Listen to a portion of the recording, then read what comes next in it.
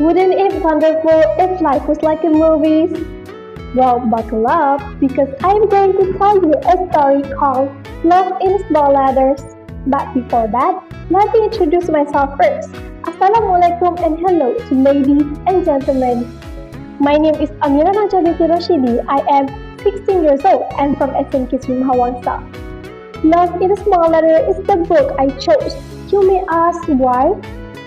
It is because it really acknowledges that life doesn't always fail as we might, but making it reassuringly clear that that is not the end of the story.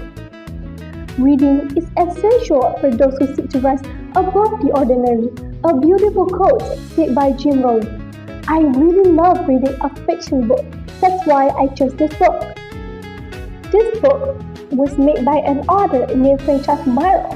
The publisher of this book was Alma Books Ltd. and it was published in 2014. This book had over 292 pages and it cost around 50 ringgit Malaysia.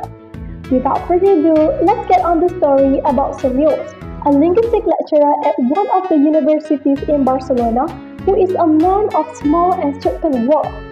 He moves between home and work and back again and tends to spend his nights reading, listening to classical music, and watching the news with the occasional visits to the local cinema to see a foreign film or an infrequent drink at a bar.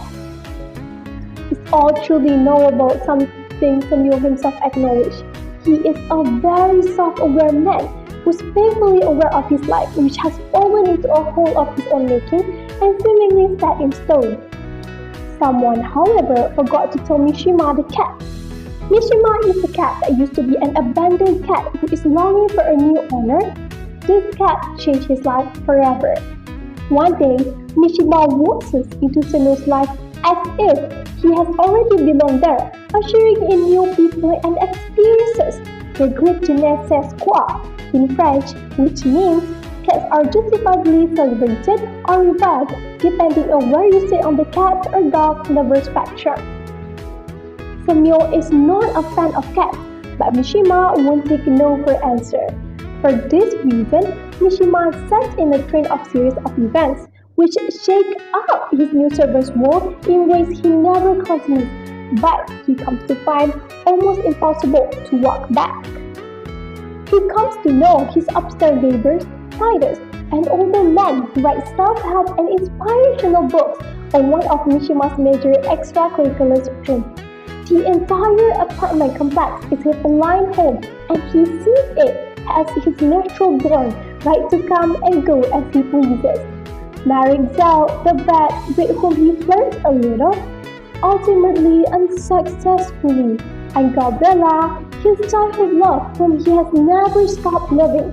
It's a lot of change for someone to set in your ways, but two important dynamites come into ways as this ripple rewrite the physical and emotional landscape of Samuel's once carefully constrained life.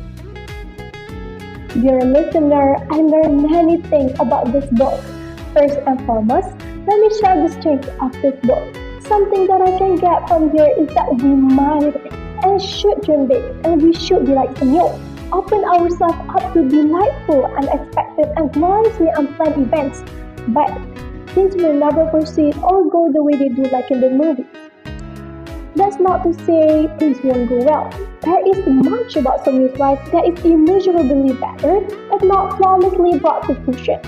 This book examines the idea of cause and effect, such as what are the consequences of small acts? Did feeding a stray cat lead to him finding a lost love? Samuel has a keen interest in literature, in philosophy. For your information, this book is the top international best-selling book. I think it is because this book is philosophical, rich, effectively human, and winningly quirky book.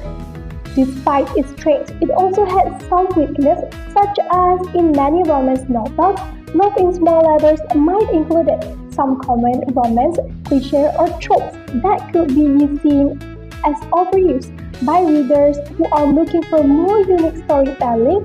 However, for me, the strength of this book outweighed this few weaknesses. Besides that, like many readers, I can gauge whether a book is for me by judging the front covers, the blurb on the back cover, and occasionally a quotation at the beginning. The color of the cover for Love in Small Letters reminded me of One Day by David Nichols.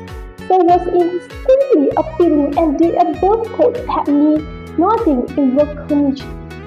The quote said, enjoy the little things for one day you may look back and realize they were the big things. So I think people really need to buy this book because of the benefits that reader can get. Plus, the book features of well-developed characters whose journey and personal growth can be inspiring to the readers out there. All in all, I really like this book. My book review ends here. Thank you.